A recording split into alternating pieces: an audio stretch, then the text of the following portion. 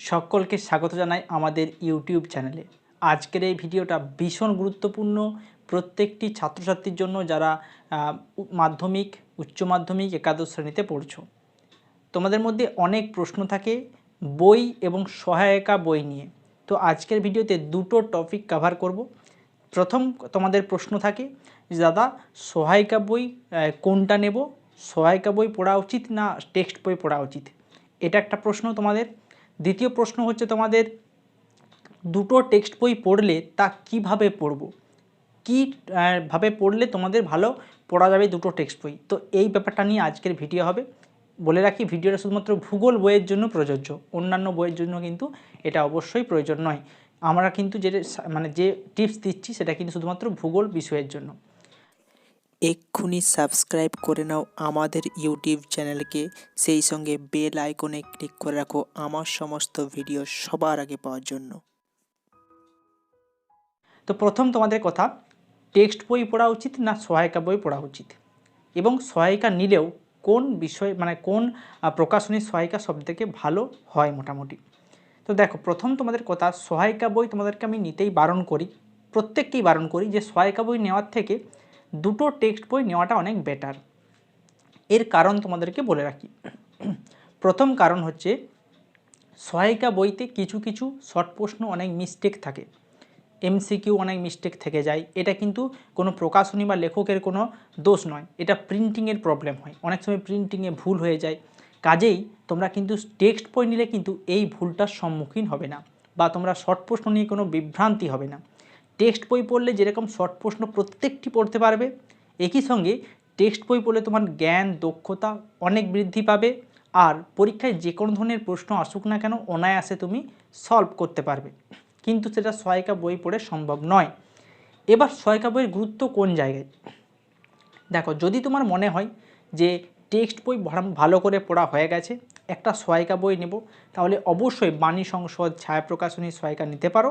সেখান থেকে প্রশ্ন উত্তর কেমন লেখা রয়েছে দেখতে পারো, কিন্তু সহায়িকা বইয়ের উপর সম্পূর্ণ ডিপেন্ড করবে না। তোমাদের দ্বিতীয় প্রশ্ন, দুটো টেক্সট বই যদি আমি পড়ি সেটা তাহলে কিভাবে পড়বে, আর এর সঙ্গে বলে দেবো তোমাদের সাজেশন বই কিভাবে তোমরা ইউজ করবে। দেখো, সাজেশন বই বর্তমানে অনেক লেখকের রয়েছেন, প্রত্যেকটি সাজেশন বই অবশ্যই ভালো, কিন্তু কিভাবে পড়া উচিত তা তোমাদেরকে আজকের ভিডিওতে বলবো। দুটো টেক্সট বই যদি আমি তোমাদেরকে নিতে বলি, দুটো টেক্সট বই নিলে তোমাদের কি হয়, যে কোনো ধরনের প্রশ্ন আসুক না কেন অনায়াসে তুমি সলভ করতে পারবে। এটা হচ্ছে প্রথম কারণ। এবার দুটো টেক্সট বই কীভাবে পড়বে, দেখো, প্রথমে মনে করো তুমি মাধ্যমিকের বলি প্রথম অধ্যায় আছে বহির্জাত প্রক্রিয়া। তো এই অধ্যায়টা তুমি যে কোনো দুটো টেক্সট বই তুমি নিয়েছো, সাপোজ মনে করো বাণী সংসদ নিয়েছো আর বুক ইন্ডিয়া নিয়েছো। তো বাণী সংসদের বইটা প্রথমে ধরো। সবাইকে বলবো বাণী সংসদের বই মাধ্যমিক, একাদশ এবং দ্বাদশ শ্রেণী তিনটে ক্লাসের জন্যই কিন্তু বাণী সংসদের টেক্সট বইটা ভীষণ ভালো তোমাদের জন্য। তো বাণী সংসদের বইটা তুমি খুব ভালোভাবে পড়ে নাও। প্রথম অধ্যায়টা পড়া হলো, এরপর দ্বিতীয় প্রথম অধ্যায়টা আবার দ্বিতীয় বই থেকে, অর্থাৎ দ্বিতীয় টেক্সট বই থেকে ভালো করে পড়তে শুরু করো। তারপর তুমি বুঝতে পারবে যে এই টেক্সট বইয়ে যেগুলো আছে ওই টেক্সট বই কোনগুলো নেই, এবং দুটোর মধ্যে কম্প্যারিজন করতে পারবে, আর এই টেক্সট বইয়ে কোনগুলো নেই সেটা তুমি ওই বইতে পেয়ে যাবে। এইভাবে তোমাদেরকে পড়তে হবে, অর্থাৎ একটা চ্যাপ্টার প্রথমে একটা বই থেকে পড়ে নাও, তারপর কিন্তু আবার পড়া শুরু করো দ্বিতীয় বই থেকে, তাহলে একটা চ্যাপ্টার সম্পূর্ণ ক্লিয়ার গাইড হয়ে যাবে।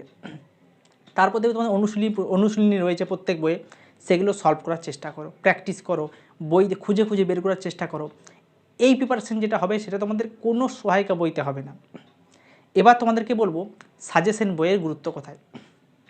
সাজেশন বই এমন কিছু জিনিস থাকে যেগুলো কিন্তু তোমাদের প্রয়োজন হয়, যেমন কোশ্চেন কিভাবে লিখবে, ম্যাপ পয়েন্টিং কিভাবে করবে, বা তোমরা মনে করো কোনো প্রশ্ন উত্তর লিখলে ছবি কোন জায়গায় দেবে, কোন জায়গায় কতটা লিখবে, এটার জন্য সাজেশন বই প্রয়োজন হয়। কিন্তু টেক্সট বই পড়ার আগে সাজেশন বই পড়া একবারে অনুচিত।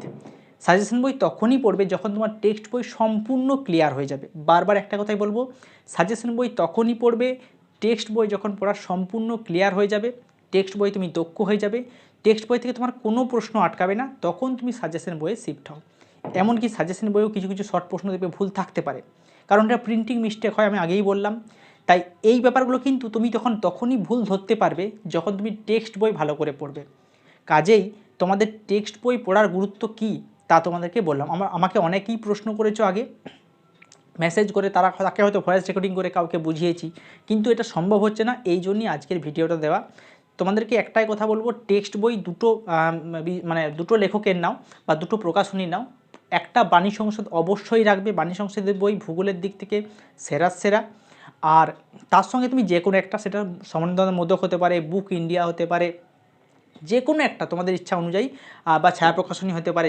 কোনো বই কিন্তু মনে রাখবে খারাপ নয়, কোনো বই খারাপ নয়, কারণ যে কোনো লেখক একটা বই লেখেন তার যথেষ্ট জ্ঞান, দক্ষতা, অভিজ্ঞতা দিয়ে বইটা লেখেন। যে কোনো বইয়ের যে কোনো জায়গায় গুরুত্ব রয়েছে, তাই ভূগোলের কোনো বই কিন্তু খারাপ বলা চলে না। হ্যাঁ, এবার বাণী সংসদের বইটা আমি কেন ভালো বলছি, বাণী সংসদের বইটা কিছু গুরুত্বপূর্ণ দিক আছে। প্রথম, শর্ট প্রশ্ন ভালো কভার করা আছে, মানে উপযুক্ত জ্ঞান লাভের জন্য বইটা ভালো, বেশ ভালো করে বর্ণনা করা রয়েছে। তার সঙ্গে কিন্তু তোমার ইনফরমেটিভ ভালো রয়েছে, ছবির কোয়ালিটি ভালো আছে, এবং বইটা পড়লেও কিন্তু মাধ্যমিক উচ্চ মাধ্যমিক পরীক্ষায় ভালো কমন আসে, অর্থাৎ এখান থেকে বেশ ভালো প্রশ্ন তুমি পেয়ে যাবে। এগুলো হচ্ছে বাণী সংসদের বইয়ের গুরুত্ব। এবং বাণী সংসদের বই একটা বেশি গুরুত্ব কি, এখানে ভুলটাও কিন্তু অনেক কম থাকে। যদি তোমাদের সহায়িকা নেওয়ার প্রয়োজন হয় তাহলে কিন্তু বাণী সংসদের সহায়িকায় নেবে, এখানেও কিন্তু ভুল তুলনামূলক কম থাকে না বলবো না, তুলনামূলক কম থাকে। তো এই ছিল টেক্সট বই, সহায়িকা বই সম্পর্কে একটি বিস্তারিত আলোচনা। আশা করি যদি ভিডিওটি প্রথম থেকে শেষ পর্যন্ত তোমরা দেখে নাও, এখান থেকে তোমাদের কোনো ডাউট আর থাকবে না যে তোমরা টেক্সট বই কীভাবে পড়বে বা সহায়িকা বই কীভাবে পড়বে। যদি তোমাদের ভিডিওটি ভালো লাগে, ভিডিওটাকে লাইক করো, তোমাদের বন্ধুদের সঙ্গে অবশ্যই ভিডিও শেয়ার করতে ভুলবে না। সেই সঙ্গে যদি তোমরা এই চ্যানেলে প্রথমবার এসে থাকো, চ্যানেলটা সাবস্ক্রাইব করে বেল আইকনে ক্লিক করে নাও ভবিষ্যতে এ ধরনের ভিডিও আরও পাওয়ার জন্য। আজকে এটুকুই, দেখা হচ্ছে পরের ভিডিওতে। সকলে ভালো থেকো, সুস্থ থেকো, ধন্যবাদ।